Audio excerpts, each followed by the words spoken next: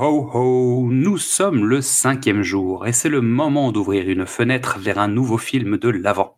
Et c'est à Mystery de vous parler du film Fargo. Bonjour, cette pastille des films de l'Avent est basée sur une histoire vraie. Les événements qui vont vous être rapportés se sont passés dans le Val-de-Marne en 1996. À la demande de Xad, les noms ont été changés. Par respect pour moi-même, le reste vous sera raconté tel que ça s'est passé. Frustré de devoir attendre 3 heures le prochain TD de son emploi du temps d'étudiant en sciences physiques, I décida de profiter de l'occasion pour enfin aller voir en salle un film qu'il allait manquer. Il passait dans un petit cinéma de quartier en face de la fac. I connaissait la réputation de ses auteurs, 2 frères qui écrivaient à 4 mains et produisaient et réalisaient chacun à son poste. Il avait raté Barton Fink et Le Grand Saut. Les critiques lui avaient promis une comédie noire avec d'excellents comédiens. Frances McDormand, William H. Macy, Peter Stormare ou Steve Buscemi. Il ne connaissait que ce dernier après avoir vu Reservoir Dogs. Frances McDormand n'avait pas encore tourné l'extraordinaire Three Billboards, The Barber ou Burn After Reading n'étaient que de vagues idées dans la tête de son mari de réalisateur. William H. Macy n'était pas encore un Mystery Man, ni le père indigne de Shameless. Il n'avait pas croisé Lady Chance avant qu'elle l'envoie quelques saisons au Cook County. Peter Stormare affronterait John Constantine, une comète géante ou un hippie adepte de ruse blanc plus tard. Fargo était une page blanche, comme la neige qui fouettait l'écran dès le début du film. Un polar étrange avec ce mari qui veut faire kidnapper sa femme pour se lancer dans un projet immobilier et qui veut faire marche arrière quand son beau-père décide enfin de le soutenir. Mais les 2 criminels qu'il a engagés ont pris une longue route obscure qui ne peut déboucher que sur une impasse. Et à leur trousse, une femme policier tenace, fine, pugnace. La filleule de Colombo avec ses manières douces, l'air de rien, et une intelligence hors du commun. Et enceinte de 6 mois. Dans le Minnesota, les gens sont simples. Un vrai folklore avec l'accent épais comme du sirop d'érable, et l'enquête de la policière va l'amener à rencontrer toute une galerie de personnages, petite vignette absurde sur l'absurdité de la vie. Il n'y a pas de scène préférée dans Fargo, parce que tout se tient. Que chaque scène découle de la scène précédente, parce que le scénario est implacable et que le drame se déroule dès le début du film. Parce que les personnages sont si finement écrits qu'aucun d'entre eux n'a le choix. Le mari se faufile, se dérobe, s'enfonce. Le petit criminel arnaque. La grosse brute silencieuse est un psychopathe tueur. Le beau-père est une tête d'enclume. Et la flic porte la vie, la lumière, l'intelligence. Tout ce qu'on aime. Le reste n'est qu'une longue et logique descente vers l'inéluctable.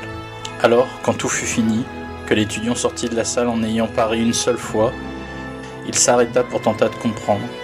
Et puis tout l'humour, l'absurdité du film, le ridicule des personnages, l'excellence du jeu, la finesse de l'écriture, lui tomba dessus en une seule fois. Il sut alors que rien dans ses études ne lui apporterait le même plaisir ni la même certitude. C'était du cinéma qu'il voulait faire dans la vie. Xad vous fera le reste, Facebook, Twitter, Instagram, etc. Merci à toutes et à tous pour votre écoute. Pendant les fêtes de fin d'année, n'hésitez pas à venir découvrir ou redécouvrir tous nos autres formats, du cinéma au top, précédemment sur vos écrans ou Qu'est-ce que c'est Bond. Pour rester à l'écoute de nos nouveaux épisodes, c'est tout simple, abonnez-vous sur les plateformes de podcast ou venez directement vous inscrire sur la newsletter sur notre page Ocha. Suivez-nous sur les réseaux sociaux, Facebook, Instagram ou Twitter, et n'hésitez pas à venir nous parler, commenter, partager, liker, et à demain pour ouvrir la fenêtre vers un nouveau film de l'Avent.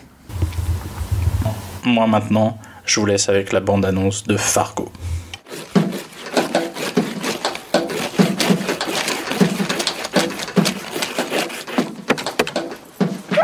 I'm Jerry Lindegaard. You got the car? You bet. Brand new burnt umber Sierra. You want your own wife kidnapped. Her dad, he's real well off. So why don't you just ask him for the money? See, these are personal matters. Personal matters? Wait, it's Jerry. I don't know what to do. It's my wife. We gotta talk. It's something, Paul. Jeez, it's terrible. No, they said no cops. Here's the second one. So we got a trooper pull someone over. This a new car then, sir? There's a high-speed pursuit. We got a shooting. And then this execution type deal. $1 million is a lot of damn money. They got my daughter. How's Jean? Who's Jean? My wife. Well, the little guy, he was kind of funny looking. You were having sex with a little fella then? Yeah.